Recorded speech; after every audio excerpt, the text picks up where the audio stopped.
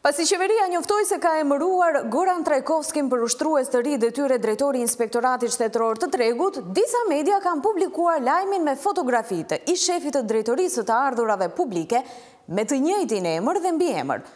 Është publikuar edhe titull se ish njeriu i pari DAP, Goran Trajkovski, do të udhëheqë Inspektoratin e Tregut.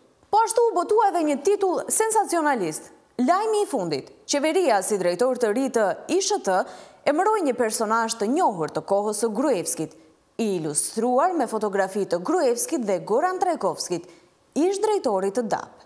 Mirë po në këtë rast nuk bëhet fjalë për ish drejtorin e drejtorisë të ardhurave publike Goran Trajkovski, por për një person tjetër me të njëjtin emër, me biografi dhe përfoj pune të ndryshme.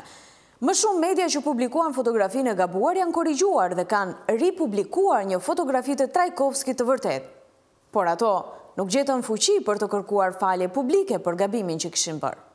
Edhe ky rast tregon se verifikimi i fakteve po ngec në shumë media, gjë që çon në rritjen e mosbesimit të publikut ndaj mediave.